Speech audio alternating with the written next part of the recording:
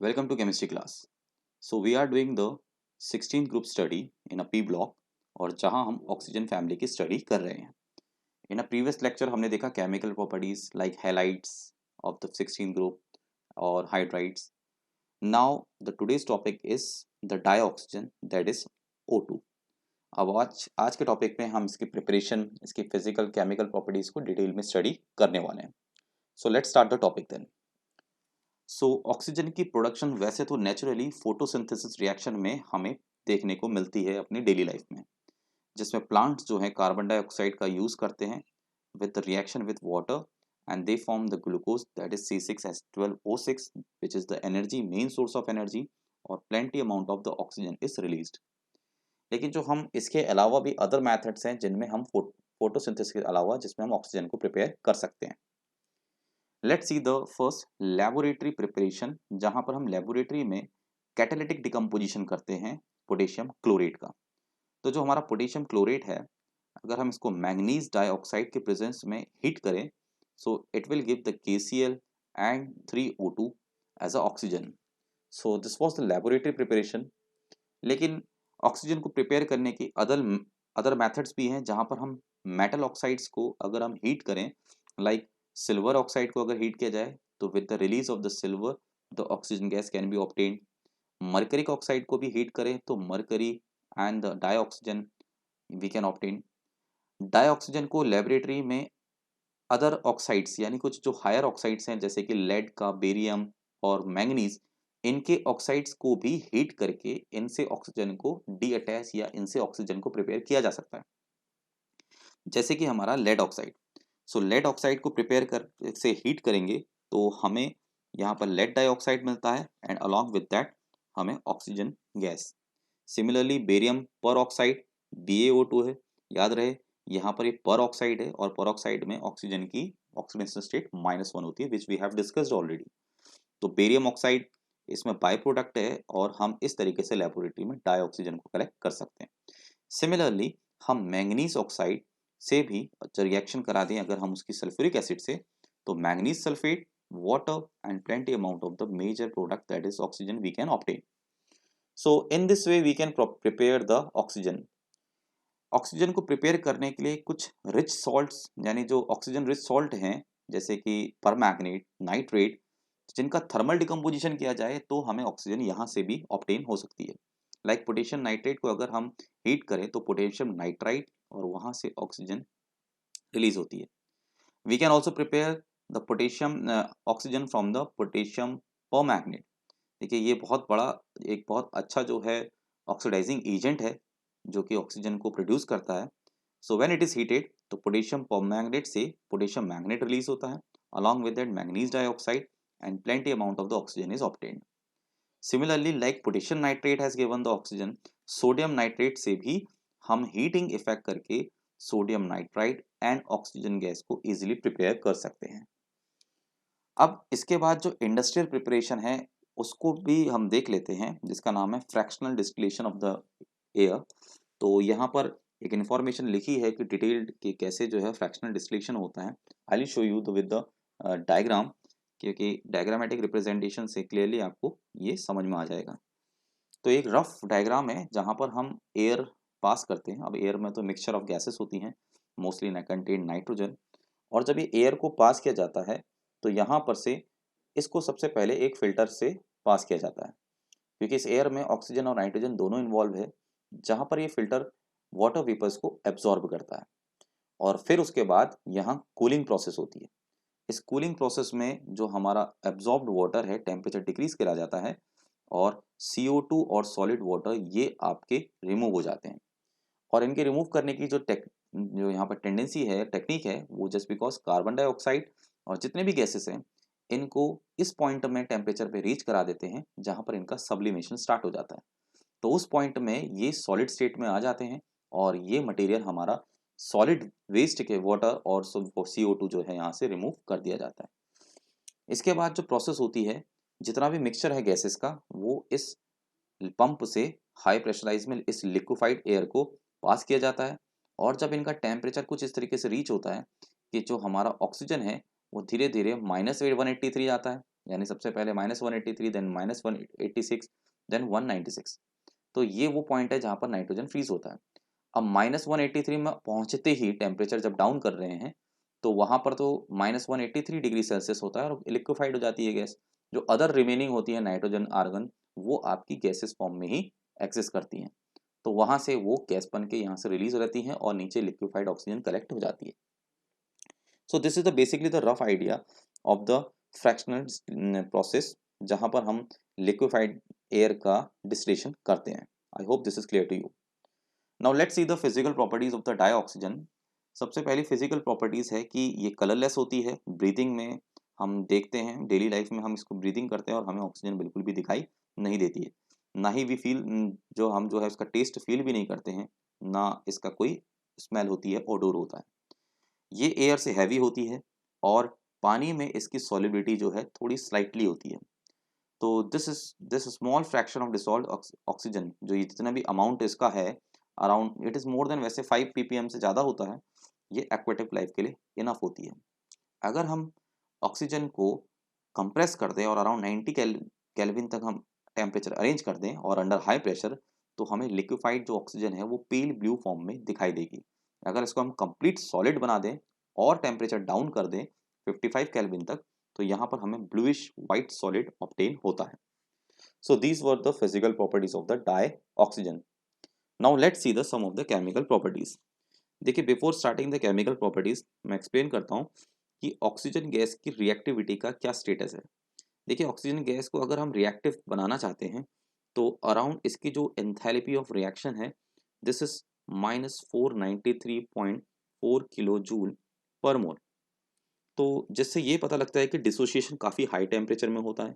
तो molecular oxygen जो है वो बहुत स्टेबल है, क्योंकि इसकी बॉन्ड डिसोसिएशन एंथैल्पी भी काफ़ी ज़्यादा है। लेकिन इसकी जो रिलीज्ड एनर्जी है, यही रिलीज्ड एनर्जी जो है, इसका हम बेनिफिट उठाते हैं, क्योंकि जब हम ये रिएक्शन कराते हैं तो एक्सोथर्मिक फॉर्म में होती है। तो यही जो रिएक्शन, केमिकल रिएक्शन जितनी भी ऑक्सीजन की होंगी वो एक्सोथर्मिक होती हैं, और वो जो रिलीज एनर्जी होती है उसी का यूज़ किया जाता है इसको डिकम्पोजिशन करने में, इसी को रिएक्शन में यूज़ करने के लिए।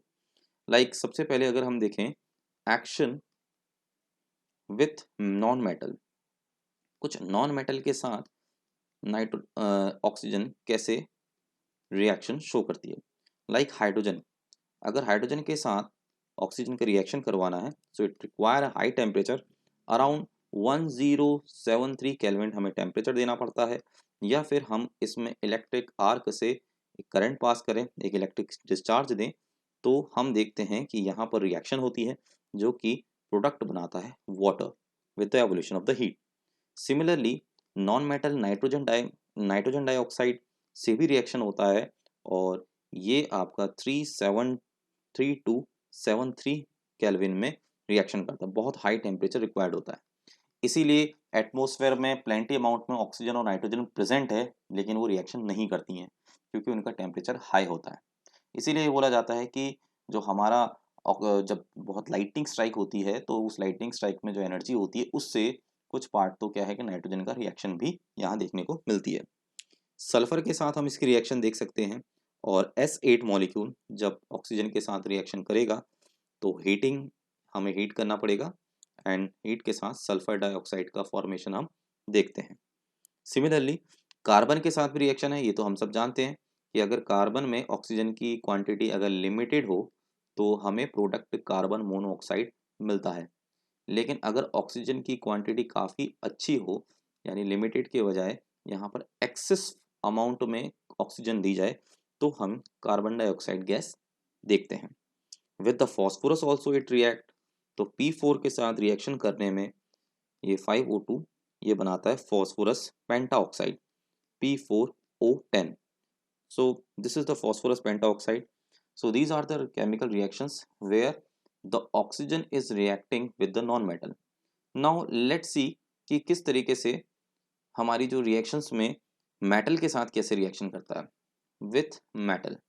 अब मेटल के साथ तो रिएक्शन हम already so many time we have studied कि ये इवन एक्टिव मेटल के साथ, जैसे कि सोडियम एंड कैल्शियम, इनके साथ तो ये इवन रूम टेम्परेचर में भी रिएक्ट कर देगा। Reacts in room temperature.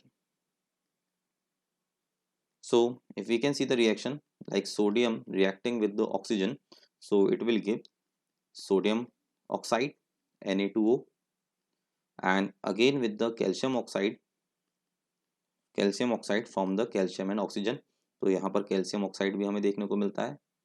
It also react magnesium के साथ भी, ये magnesium ribbon bright colour brightly जो है बर्न होता है, तो Mg+O2 मेटल ये भी ऑक्साइड बनाएगा MgO।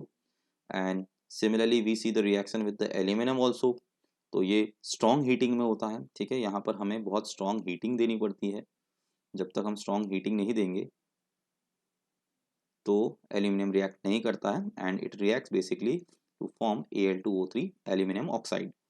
Now also it will also react with the iron, and iron के साथ रिएक्ट करने की जो स्टेट है वो भी सिमिलरली है, और यहाँ पर भी Fe2O3 फॉर्म में रिएक्शन होती है। नोबल मेटल जैसे कि गोल्ड, प्लैटिनम, इनके साथ इनकी रिएक्शंस बिल्कुल नहीं होती है। We have seen the compound with the ammonia also, यानी हमने पहले 15 ग्रुप में स्टडी करी है कि किस तरीके से अमोनिया के साथ भी रिएक्शन करता है। अमोनिया रिएक्ट विथ O2, और हम जानते हैं इसका रिएक्शन हमने नाइट्रिक एसिड की प्रिपरेशन में भी देखा था कि किस तरीके से हमने अमोनिया और ऑक्सीजन को रेशियो में लिया था, और वहाँ हमने देखा था अराउंड 1100 केल्विन टेम्परेचर, यानी इन द प्रेजेंस ऑफ प्लेटिनम ये नाइट्रिक ऑक्साइड का फॉर्मेशन होता है, जिसका यूज़ ऑसवाल्ड प्रोसेस में यानी प्रिपरेशन ऑफ नाइट्रिक एसिड में बहुत देखने को मिलता है। सिमिलरली यहाँ पर हम ये भी रिएक्शन हमने we have seen most of the time कि HCl के साथ रिएक्शन होती है ऑक्सीजन की, जिसमें टेम्परेचर जो है अराउंड 700 केल्विन हमें देना पड़ता है, जिसमें क्यूप्रिक क्लोराइड के प्रेजेंस में रिएक्शन होती है क्यूप्रिक क्लोराइड के, और with the evolution of the Cl2 यहाँ H2O भी बनता है। Similarly we have seen already कि सल्फर के साथ सल्फर डाइऑक्साइड बनाता है, जैसे similar in a same way ये सल्फर डाइऑक्साइड के साथ भी फर्दर रिएक्ट करती है, so that it can prepare sulphur trioxide SO3, और ये रिएक्शन भी कैटलाइज रिएक्शन होती है, या तो in the presence of platinum या फिर V2O5 यानी vanadium oxide pentoxide. So similarly carbon disulphide के साथ भी इसकी रिएक्शन है CS2, और in the presence of generally in the reacting with the oxygen in the presence of heat, यानी हीट के साथ, तो यहाँ पर कार्बन डाइऑक्साइड और सल्फर डाइऑक्साइड इजीली रिलीज हो जाते हैं। अब हमने देखा है most of the time it also react with the hydrocarbons like CH4 और एनी LPG, और जितने भी हाइड्रोकार्बन्स हैं उनके साथ रिएक्शन इसकी जो है उसमें with the evolution of the heat ये कार्बन डाइऑक्साइड प्लेंटी अमाउंट में एज अ गैस रिलीज करता है, and also the water H2O liquid. हाँ, कुछ रिएक्शंस हैं जिसमें ऑक्सीडाइजिंग एजेंट्स लेने में हमारे ऑर्गेनिक कंपाउंड एक जो है फिक्स्ड ऑर्गेनिक कंपाउंड्स दिखाते हैं, लाइक अगर हम ऑक्सीडेशन करें अल्कोहल का तो वो अल्डिहाइड, फिर उसके बाद जो है कार्बोक्सिलिक एसिड इस तरीके से रिएक्शन करता है। Now let's see the uses of the dioxygen कि कहाँ कहाँ इनका यूज़ है। तो जनरली यूज़ तो इसका सबसे ज़्यादा जो है रेस्पिरेशन में होता है, without oxygen the life is not possible in the earth, और मोस्ट ऑफ द टाइम हम देखते हैं इसका ये कार्बन डाइऑक्साइड के साथ मिक्स कर दी जाए तो आर्टिफिशियल रेस्पिरेशन में यूज़ होती है, या हीलियम के साथ। देखिए इसका यूज़ जो होता है हीलियम के साथ मोस्टली सी डाइवर्स करते हैं, जब समुद्र में बहुत या सी में बहुत डाइव करके जाना पड़ता, तो आपको पता है कि वहाँ प्रेशर बहुत हाई होता है, तो हाई अमाउंट में हेनरी लॉ फॉलो होता है, जिसमें आप जानते हैं pressure is directly proportional to the mass of the gas dissolve, तो हीलियम हमारे ब्लड में उतना ज़्यादा नहीं घुलती है, तो इसलिए उसका यूज़ वहाँ किया जाता है। मैन्युफैक्चरिंग ऑफ द मेटल्स में यूज़ है, क्योंकि जितने भी हमारे अर्थ में बीनीथ द अर्थ जो मेटल्स प्रेजेंट हैं they are mostly found in the form of oxide ore, तो ऑक्साइड के फॉर्म में ही है। बाकी अगर सल्फर यानी सल्फाइड के फॉर्म में भी होते हैं तो हम उनको रोस्टिंग मेथड से ऑक्साइड में कन्वर्ट करते हैं, तो मैन्युफैक्चरिंग ऑफ मेटल भी ऑक्साइड से ही की जाती है। और देखा जाए ऑक्सी एसिटाइलिन जो है ये जो हाईली एसिटाइलिन गैस है उसका कंबशन रिएक्शन किया जाता है इन the presence of oxygen, so that जो एनर्जी रिलीज होती है उससे वेल्डिंग या मेटल कटिंग की जाए। डाइऑक्सीजन का यूज अभी अभी हमने देखा किस तरीके से नाइट्रिक ऑक्साइड के साथ रिएक्शन नाइट्रिक ऑक्साइड की प्रिपरेशन करता है, जो कि फर्दर नाइट्रिक एसिड बनाने में यूज होती है। इसकी मैन्युफैक्चरिंग मैंने अलग से नाइट्रिक एसिड टॉपिक में इन अ 15th ग्रुप कवर की है, आप इसे जरूर देखिएगा। It is also use in the oxygen cylinder which is widely use in the hospital, high altitude mountaineering, ये हम सब जानते हैं। और लिक्विड ऑक्सीजन का सबसे इंपॉर्टेंट यूज़ तो रॉकेट में किया जाता है। रॉकेट में इसलिए क्योंकि जब स्पेस हमारा शटल जो होगा, यानी जो हमारा एयर स्पेस शटल होता है मोस्टली, जो स्पेस के बाहर जाता है, ये जब हाइट में जाता है तो धीरे धीरे ऑक्सीजन की डेफिशिएंसी होने लगती है। तो लिक्विड ऑक्सीजन जो है वहाँ पर हेल्प करता है, सो दैट ये एक अच्छा और एक जो है प्रोजेक्टाइल और डेफिनेट थ्रस्ट गेन कर सके, जिसकी वजह से रॉकेट जो है स्पेस के बाहर जा सके। So this was the all about the dioxygen we have studied. I hope आपको समझ में आया होगा। Keep doing the study and thank you very much.